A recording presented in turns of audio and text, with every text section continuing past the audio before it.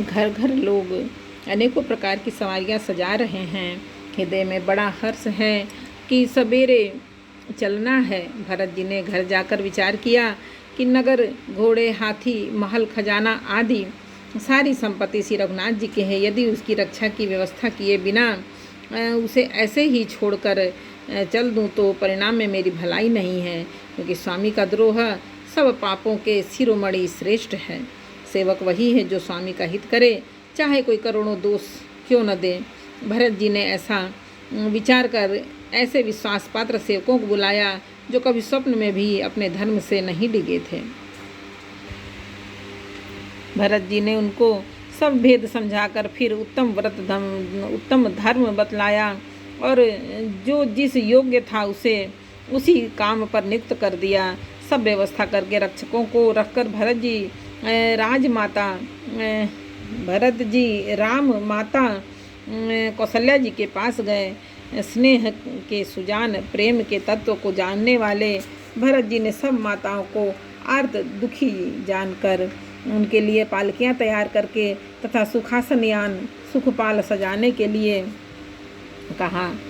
नगर के नर नारी चकवे चकवी की भांति हृदय में अत्यंत आर्त होकर प्रातः काल का होना चाहते हैं। सारी रात जागते जागते सवेरा हो गया। तब भरत जी ने चतुर मंत्रियों को बुलवाया और कहा, तिलक का सब सामान ले चलो, वन में ही मुनि वशिष्ठ जी श्री रामचंद्र जी को राज्य दे देंगे, जल्दी चलो। यह सुनकर मंत्रियों की वंदना की और मंत्रियों ने वंदना की और तुरंत घोड़े, रथ और हाथी सजवा दिए।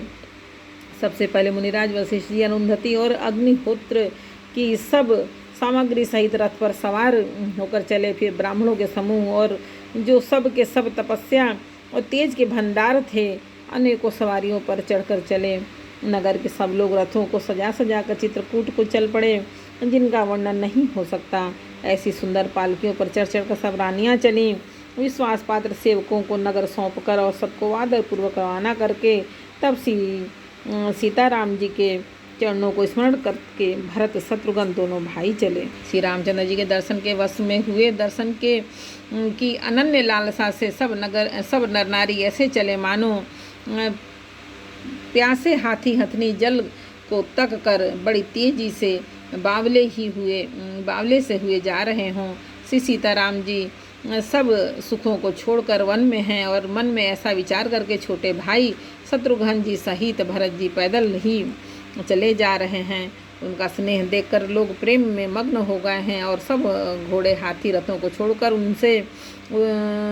उनसे उतरकर पैदल चलने लगे। तब श्री रामचंद्र जी की माता कौशल्या जी भरत जी के पास जाकर और अपनी पालकी की उनके समीप खड़ी करके कोमल वाणी से बोली, हे बेटा, माता बलैया लेती है, तुम रथ पर चढ़ जाओ, नहीं तो सारा प्यारा परिवार दुखी हो जाएगा। तुम्हारे पैदल चलने से सभी लोग पैदल चलेंगे। शोक के मारे सब दुबले हो रहे हैं, पैदल चलने के योग्य नहीं हैं। माता की आज्ञा को सिर चढ़ाकर और उनके चरणों में सिर नवाकर दोनों भाई रथ पर चढ़कर चलने लगे। पहले दिन तमसा पर वास मुकाम करके दूसरा मुकाम गोमती के तीर पर किया। कोई दूध ही पीते, कोई फलाहार करते। कुछ लोग रात को एक ही बार भोजन करते थे।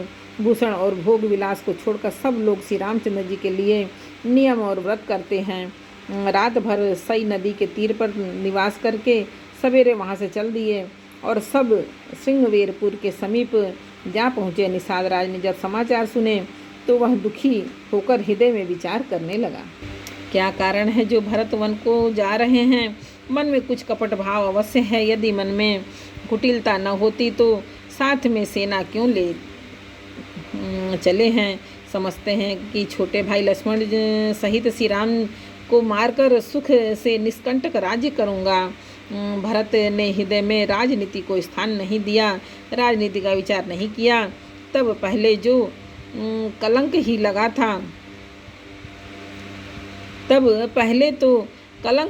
था, अब तो जीवन से ही हाथ धोना पड़ेगा। संपूर्ण देवता और दैत्य वीर जुट जाएं तो भी श्री राम जी को रण में जीतने वाला कोई नहीं।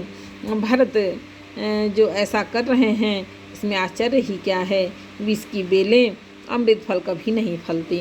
ऐसा विचार कर गुह निषाद राज ने अपनी जाति वालों से कहा कि सब लोग सावधान हो जाओ, नावों को हाथ में कब्जे में कर लो और फिर उन्हें डुबो दो तथा सब घाटों को रोक दो।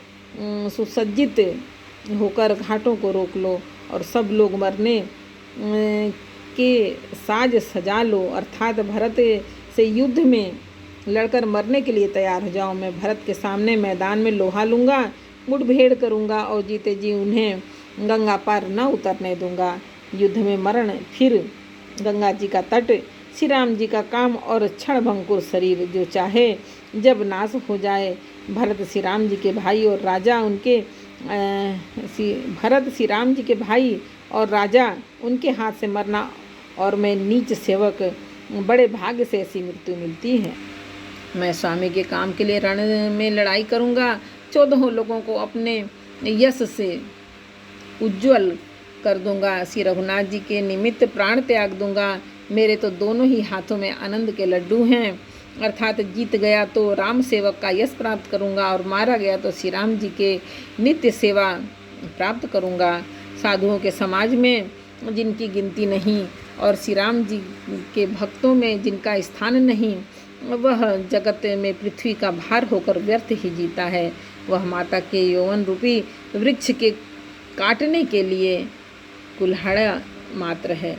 इस प्रकार श्री रामचंद्र जी के लिए प्राण समर्पण कर निश्चय करके निषादराज विषाद से रहित हो गया और सबका उत्साह बढ़ाकर तथा श्री रामचंद्र जी का स्मरण करके उसने तुरंत ही तरकस, धनुष और कवच मांगा। एक बार बोलो रामायण मैया की जय। श्री रामचरितमानस के अयोध्या कांड का 5 दोहा समर्पयामि भगवान। जय श्री राम। पवन पुत्रम जय बजरंगबली। भोजनाथ माता आदि शक्ति जय भगवान।